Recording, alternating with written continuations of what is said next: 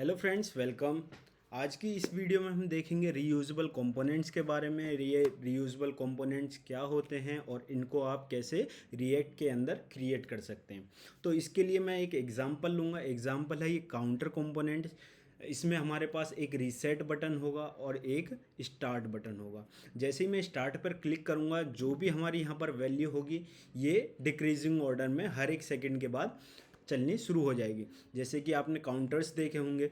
अभी हमने यहाँ पर 100 वैल्यू ली थी और जैसे ही मैंने इसे स्टार्ट करा, ये काउंटडाउन इसका शुरू हो गया 0 की तरफ। ओके, तो यहाँ पर मैंने एक 4 कंपोनेंट बनाए हैं, पर ये एक रीयूजेबल कंपोनेंट्स है। मैंने सिर्फ एक ही कंपोनेंट बनाया है और पूरी ऐप के अंदर मैं इसे यूज़ कर रहा हूँ। अब जानते हैं रीयूजेबल कंपोनेंट होता क्या। रीयूजेबल कंपोनेंट एक कंपोनेंट होता है जिसको कि आप अपनी वेब ऐप के अंदर या फिर मोबाइल ऐप के अंदर जब भी आप कोई रिएक्ट का कोड लिखते हो तो उसके अंदर आप इसको रीयूज़ कर सकते हो। जैसे कि आपने एक कंपोनेंट बनाया, उसको आपको कहीं और पर भी ज़रूरत है। अगर मान लीजिए तुम्हारा एक बटन है जिसको आपको पूरी ऐप के अंदर कहीं भी यूज़ करना है, तो आप एक कॉमन कंपोनेंट बना लोगे, रीयूजेबल कंपोनेंट बना लोगे जिसको आप कहीं पर भी यूज़ कर सकते हो। जैसे कि मैंने ये एक काउंटर कंपोनेंट बनाया, इसको मैं यहाँ पर 4 बार यूज़ कर रहा हूँ, तो ये एक रीयूजेबल कंपोनेंट्स है। अब रीयूजेबल कंपोनेंट ये इसलिए है क्योंकि ये खुद की स्टेट खुद ही मैनेज कर रहा है। इसकी स्टेट का किसी दूसरे कंपोनेंट पर कोई फ़र्क नहीं पड़ता है। जैसे कि मैं स्टार्ट करता हूँ तो सिर्फ इसी कंपोनेंट का जो जो भी मैंने स्टार्ट करा है, सिर्फ वही कंपोनेंट जो है रिफ्लेक्ट हो रहा है, उसी कंपोनेंट में सिर्फ चेंजेस दिखाई दे रहे हैं। बाकी किसी कंपोनेंट में कोई फ़र्क नहीं पड़ रहा है। तो यानी कि हर एक कंपोनेंट जैसे मैं इसे यूज़ करूँगा तो ये सिर्फ अपनी ही स्टेट को मेंटेन करता है। ठीक है, जैसे कि मैं काउंटर नंबर 3 को चलाता हूँ, ये हमारा काउंटर 3 है, इसको मैं चलाता हूँ तो सिर्फ ये काउंटर नंबर 3 ही रन होगा। बाकी दो जो कंपोनेंट्स हैं वो अपनी स्टेट खुद ही मेंटेन करेंगे। तो यही होता है रीयूजेबल कंपोनेंट्स। आज हम इसी एग्जांपल के थ्रू समझेंगे रीयूजेबल कंपोनेंट आप कैसे बना सकते हैं। तो चलते हैं कोड एडिटर की तरफ। मैं चलता हूँ वीएस कोड में। तो वीएस कोड में मैंने ये काउंटर यूज़ करे थे, तो मैं अभी के लिए सिर्फ एक ही यूज़ करता हूँ ये। और अभी के लिए मैं क्या करता हूँ, इस काउंटर कंपोनेंट को डिलीट कर देता हूँ क्योंकि मैं इसे शुरू से बनाऊँगा। इसे डिलीट कर देते हैं ये। अभी हमारे पास कोई काउंटर कंपोनेंट नहीं है तो मैं इसे भी हटा देता हूँ। तो अभी हमारी जो ऐप है स्क्रैच से है एकदम। अभी मैं यहाँ लिखता हूँ तो चेंजेस हमारे यहाँ रिफ्लेक्ट करें, राइट। ओके, तो काउंटर कंपोनेंट बनाते हैं। मेरे पास पहले से ही मैंने CSS लिखी हुई है उसकी काउंटर कंपोनेंट की। तो CSS आप देख सकते हैं, यहाँ पे मैंने एक बटन लिया है, उसके लिए दो और क्लासेस लिए हैं, सक्सेस एंड एरर। उनके होवर पे भी मैंने कुछ प्रॉपर्टीज़ लिखी हैं। एक कंटेनर है, काउंट है, बटन रैपर है और मेन रैपर है। ये स्टाइलिंग आप अपने हिसाब से लिख सकते हैं। तो मैं यहाँ पर एक फ़ाइल बना लेता हूँ काउंटर JS करके, counter.js। सो यहाँ पर हमारा एक कॉमन कंपोनेंट बनेगा, या तो आप रीयूजेबल कंपोनेंट्स कह सकते हैं। तो मैं इसे बना लेता हूँ पहले RAFCE। तो ये हमारा एक कोड स्निपेट दे देगा। ओके, ये हमारा काउंटर कंपोनेंट बन गया। अभी हमने इसके अंदर फंक्शनैलिटी नहीं दी है, अभी हम जस्ट चेक कर रहे हैं कि हमारा ये कंपोनेंट बना है या नहीं। तो मैंने ये यहाँ पर app.js के अंदर लोड करा और ये हमारा काउंटर यहाँ आ रहा है। ठीक है, अभी पहले हम डिज़ाइन कर लेते हैं अपना पार्ट। तो क्या करता हूँ मैं, सबसे पहले 2 बटन बना लेते हैं। बटन बटन ओके, इसको अभी के लिए मैं स्टार्ट नाम दे देता हूँ और एक दूसरा रीसेट। रीसेट पे क्या होगा, जो हमारा काउंटर है वो हमेशा शुरू से शुरू हो जाएगा, जहाँ पर वो पहले जैसे उसकी पहली स्टेट थी वहाँ से ही शुरू हो जाएगा। ओके, 2 बटन बन चुके हैं हमें। इनको क्लास दे देता हूँ मैं, एक क्लास नेम। रिएक्ट के अंदर क्लास नहीं, क्लास नेम देते हैं, जिसमें एक मैंने दे दिया बटन और दूसरा दे दिया मैंने सक्सेस। या सो हमारा बटन कुछ इस तरह से दिख रहा है। और रीसेट के लिए भी मैंने एक क्लास बनाई हुई है, बटन और एरर। और इनको एक रैपर के अंदर मैंने दिया हुआ है बटन रैपर करके, तो मैं एक डिव के अंदर इनको ले लेता हूँ जो कि इनको फ्लेक्स कर देगा डिस्प्ले और इनको क्या अलाइन कर देगा सेंटर में। तो बटन रैपर, ये हो गया हमारा बटन रैपर, राइट। ओके, इसको भी एक क्लास दे देता हूँ, इसके लिए भी क्लास है हमारे पास कंटेनर नाम की। ओके, नाउ अभी हमें क्या करना है, एक काउंटर चलाना है, तो उसके लिए एक डिव बना लेता हूँ जिसमें कि हमारा जो काउंट है वो दिखाई देगा। तो इसकी भी एक क्लास है हमारे पास, क्लास नेम काउंट। तो अभी हमारा काउंटर कुछ इस तरीके से, अभी हमने डिज़ाइन कर लिया है, अभी हमने फंक्शनैलिटी ऐड नहीं करी है। तो फंक्शनैलिटी ऐड करेंगे अभी हम। इससे पहले मैं फॉर्मेट कर लेता हूँ। ओके, सो सबसे पहले कि हर एक कंपोनेंट का जो स्टार्ट टाइम होगा ना, वो हमेशा 100 नहीं रहने वाला, वो हमेशा वेरी करेगा। अगर मैं कहीं पर यूज़ कर रहा हूँ 100 से काउंटर शुरू हो, मैं कहीं पे यूज़ कर रहा हूँ कि 10 से काउंटर स्टार्ट हो, तो उसके लिए क्या करेंगे हम, प्रॉप्स के थ्रू ये जो काउंट की स्टार्टिंग वैल्यू है वो हम भिजवा लेंगे। तो कैसे, काउंट प्रॉप्स के थ्रू मैं क्या करूँगा, यहाँ से मैं शुरू 10 भिजवा लेता हूँ, 10 भेजता हूँ एक तो, और यहाँ पर मैं इसको रिसीव कर लूँगा प्रॉप्स को काउंट। ओके, और यही मैं काउंट यहाँ पर दिखा देता हूँ आपको, या इट्स गुड। नाउ क्या करते हैं, मैं दूसरा कंपोनेंट भी यहीं ले लेता हूँ और आपको दिखाता हूँ कि किस तरीके से ये वे रीयूजेबल कंपोनेंट हो रहा। तो एक कंपोनेंट में मैंने 100 भेजा, एक में मैंने 10 भेजा, तो वो हमेशा अपने कंपोनेंट के हिसाब से ही, अपने प्रॉप के हिसाब से ही आप इस कंपोनेंट को रीयूज़ कर सकते हो। ठीक है, अब लिखते हैं इसकी फंक्शनैलिटी। रीयूजेबल कंपोनेंट वही होता है जो कि अपनी स्टेट खुद से मेंटेन करे। सारे जो रीयूजेबल फंक्शंस हैं, जो भी फंक्शंस ये यूज़ करना चाहता है, हम कंपोनेंट के अंदर ही लिखें, ताकि हमें बार बार कोई फंक्शन बार बार क्रिएट ना करना पड़े। ठीक है, तो हमारे पास सबसे पहले हम क्या करते हैं, काउंटर के लिए एक स्टेट बना लेते हैं। Okay, const count value and set count value. Okay, तो इसको मैं कहाँ से स्टार्ट करूँगा, जो हमारी वैल्यू रहने वाली है वो हमारी, जो भी मैं प्रॉप से काउंट भेजूँगा वही होनी चाहिए, और मैं क्या दिखाऊँगा, यहाँ पर भी काउंट वैल्यू ही दिखाऊँगा। ठीक, अब सबसे पहले स्टार्ट के लिए एक फंक्शन लिख लेते हैं, ऑन क्लिक हैंडल स्टार्ट।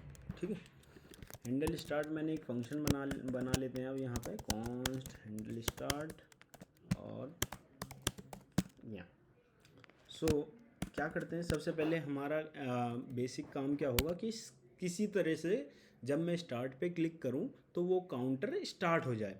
तो उसके लिए क्या करते हैं हम, सेट टाइम इंटरवल हमारे पास होता है, सेट इंटरवल है, उसके अंदर आप इंटरवल का टाइम देंगे। हम चाहते हैं कि हर एक सेकंड पे जो वैल्यू है वो डिक्रीज़ होनी चाहिए। ठीक है, हो जाएगी। अब क्या करेंगे हम, यहाँ पर कि हर सेकंड पे हमारा क्या होना चाहिए, जो ये सेट काउंट की वैल्यू है, हम इसे क्या करेंगे, एक कम कर देंगे हमेशा। प्रीवियस जो भी हमारी प्रीवियस वैल्यू थी इस स्टेट के अंदर, उसको -1 कर दो। ठीक है, ओके, अभी ठीक है, देखते हैं एक बार, रिफ्रेश करता हूँ, स्टार्ट करता हूँ, और ये काउंटर हमारा चल रहा है। पर अभी इसमें बग है, आप इसे 2 बार क्लिक कर दोगे तो ये ज़्यादा वो करने लगेगा, क्योंकि हमारे बहुत सारे काउंटर से स्टार्ट हो गए इस टाइम पे, अगर आप बहुत बार क्लिक कर दोगे। तो सबसे पहले इसको रोकने के लिए क्या करेंगे, मैं एक और स्टेट बना लेता हूँ, क्योंकि हर एक सेट इंटरवल हमें क्या है, एक इंटरवल आईडी रिटर्न करता है। तो यहाँ पर एक इंटरवल आईडी होगी, कॉन्स्ट इंटरवल आईडी, और इसे मैं एक स्टेट में सेट करवा लूँगा, जो कि मैं यहाँ बनाऊँगा, हो जाएगी इंटरवल आईडी और यहाँ पर हो जाएगी सेट इंटरवल आईडी। ओके, ये बाय डिफ़ॉल्ट मैं एम्प्टी रख लेता हूँ और यहाँ पर इसको मैं सेट करवा देता हूँ इंटरवल आईडी। ओके, अब हम क्या करेंगे कि हैंडल स्टार्ट जब भी स्टार्ट हो तब जब हमारे पास हमारे पास इंटरवल आईडी नहीं है। अगर इंटरवल आईडी है तो यहाँ से ही रिटर्न कर जाओ, आगे हमारा कोड नहीं चलाओ। ठीक, तो अगर हमारे पास इंटरवल आईडी है यानी कि हमारा काउंटर चल रहा है पहले से सॉरी, मैंने यहाँ पर सेम वेरिएबल का नाम यूज़ कर लिए तो इसलिए। ठीक है, तो अगर हमारे पास इंटरवल आईडी है पहले से तो क्या करेंगे, इसको यहाँ से ही रिटर्न कर देंगे। तो अभी देखते हैं, एक बार स्टार्ट करता हूँ, मैं दोबारा से क्लिक करता हूँ। मैंने बहुत बार क्लिक कर दिया, अभी हमारा काउंटर जो है सही चल रहा है एकदम। तो अब हमारा काम क्या है कि हम इस इंटरवल को पॉज करवाना चाहते हैं। अब ये स्टार्ट हो गया, अब इसे पॉज कैसे करें? तो पॉज के लिए हम क्या करेंगे कि अगर हमारे पास इंटरवल आईडी है यानी कि वो स्टार्ट हो चुका है तो बटन का टेक्स्ट क्या हो जाएगा हमारा, पॉज। और अगर नहीं है तो बटन का टेक्स्ट हो जाएगा स्टार्ट। ओके, और इसमें क्या करेंगे, यहाँ रिटर्न की जगह हम कर देंगे कि भाई अगर हमारा इंटरवल चल रहा है और हम दोबारा से उसमें क्लिक करते हैं, क्योंकि क्लिक करने के स्टार्ट होने के बाद वो बटन हमारा हो गया पॉज बटन, तो उसके लिए क्या करेंगे, हमारे पास क्लियर इंटरवल नाम की एक प्रॉपर्टी है, एक एपीआई है, जावास्क्रिप्ट एपीआई, ब्राउज़र एपीआई। सो उसमें हम पास कर देंगे ये इंटरवल आईडी, और दूसरा क्या कर देंगे, जो क्लियर इंटरवल कर देंगे एंड देन रिटर्न कर देंगे कि आगे भी नहीं चलाना मैं, रिटर्न। और एक और ये इंटरवल आईडी को भी हम कर देंगे एम्प्टी। क्योंकि ये अगर हमने इंटरवल आईडी एम्प्टी नहीं करी तो ये दूसरी बार चलाओगे तो हमारे पास इंटरवल आईडी होगी और ये दूसरा काउंटर फिर से चला देगा। अभी देखते हैं, तो मैंने स्टार्ट करा, काउंटर हमारा स्टार्ट हो गया, बटन हमारा पॉज हो चुका है। अगर मैं पॉज पे अब क्लिक करता हूँ तो हमारा ये 5 पे था, 5 पे ही दोबारा से क्या हो गया, स्टॉप हो गया है, पॉज हो गया। और अगर मैं दोबारा से स्टार्ट करूं तो ये 5 से ही दोबारा से स्टार्ट होगा। ठीक है, ये हो गया। अभी हमें क्या है कि ये 0 पे जाने के बाद वापस से इनिशियल स्टेट में आ जाए और ये माइनस में ना जाए। तो उसके लिए क्या करेंगे कि अगर यहाँ पे ही एक कंडीशन लगा देंगे कि अगर तो हमारा जो काउंट की वैल्यू है, अगर वो काउंट की वैल्यू इंटरवल के अंदर, इफ़ के अंदर, यहाँ पर इसके अंदर कि जो हमारा प्रीवियस था, अगर इफ़ प्रीवियस, अगर प्रीवियस हमारा लेस देन और इक्वल टू 1 हो जाता है तो क्या करो आप, एक तो इस क्लियर इंटरवल कर दो और ऊपर से इंटरवल आईडी को एम्प्टी कर दो। तो अभी आप देख रहे होंगे ये हमारा बहुत जगह यूज़ हो रहा है। तो मैं क्या करता हूँ, इसके लिए एक दूसरा फंक्शन बना लेता हूँ, कॉन्स्ट हैंडल पॉज। ये हमारा क्या है, सिर्फ पॉज करने के लिए काम आ रहा है, तो हम उसकी जगह ये फंक्शन यूज़ करेंगे हर जगह। ओके, ये फंक्शन कॉल कर देंगे। ऐसे ही क्या करेंगे, यहाँ पे जाएंगे और इसको भी कॉल कर देंगे। ठीक है, ये हो गया। तो अगर जो हमारा 1 है, जो प्रीवियस काउंट की वैल्यू है, अगर वो 1 या 1 से कम होती है तो क्या करो, एक तो इस काउंटर को रोक दो और दूसरा हमारा क्या करो, सेट काउंट वैल्यू कर दो जो इसकी स्टार्टिंग वैल्यू थी। स्टार्टिंग वैल्यू क्या थी, काउंट, जो हम प्रॉप्स के थ्रू पास कर रहे हैं।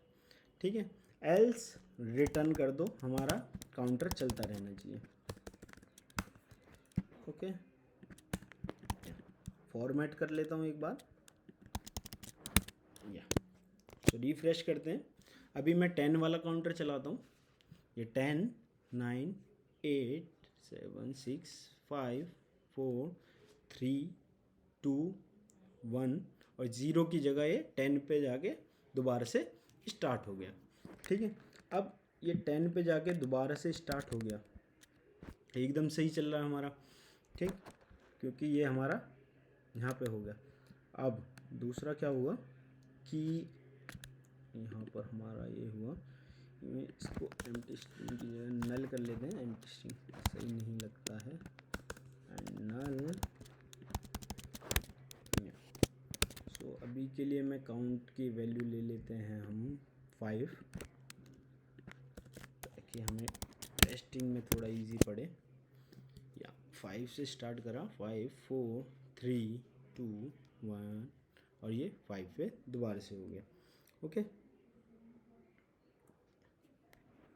एंड वन मोर थिंग, अगर आपको ये काउंट यहीं पर स्टॉप करना, क्योंकि ये तो चलता रहेगा और ये चलता रहेगा, क्योंकि यहाँ पे हमारी रिटर्न स्टेटमेंट नहीं है। रिटर्न स्टेट हमारी कहाँ है, यहाँ पर, ये हमेशा डिक्रीज़ करता रहेगा। तो इसलिए क्या करेंगे, यहाँ पर भी हम रिटर्न कर देंगे रिटर्न काउंट। ओके, तो रिटर्न काउंट करने से क्या होगा, ये हमारा स्टॉप कर जाएगा अपने, जैसे ही हमारा ये 0 पे पहुंचेगा तो ये 5 पर ही दोबारा से स्टॉप कर जाएगा। Okay, 3 2 1 0 stop. स्टॉप नहीं हुआ है, लेट मी चेक क्या दिक्कत है। Triple ID, triple ID and set count also, triple ID।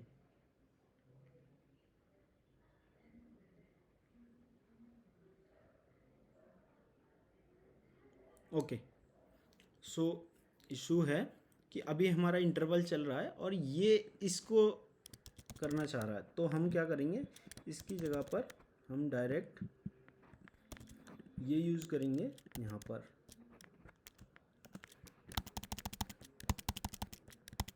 Okay, इसको भी हम नल कर देंगे।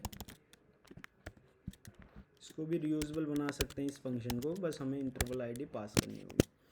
Late me check again, start 5 4 3 2 1 and 5।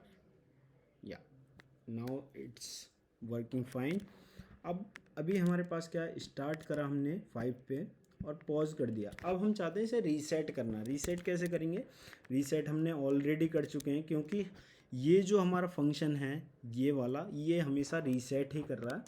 तो क्या करते हैं, कॉन्स्ट हैंडल रीसेट नाम का एक और फंक्शन बना लेते हैं, रीसेट एरो फंक्शन। सो ये क्या करेगा, एक तो हमारे काउंटर को पॉज कर देगा, तो हम ये वाला ही फंक्शन यूज़ करेंगे। एक तो हमारे काउंटर को पॉज कर दो, दूसरा जो हमारे काउंट की वैल्यू है उसको, जो उसकी ओरिजिनल वैल्यू थी उससे रिप्लेस कर दो। तो मैं यहाँ जाऊँगा ऑन क्लिक और इसको कॉल करवा दूँ। ठीक है, रिफ्रेश करते हैं, 5 से दोबारा से स्टार्ट हुआ, 5 4 पॉज करा।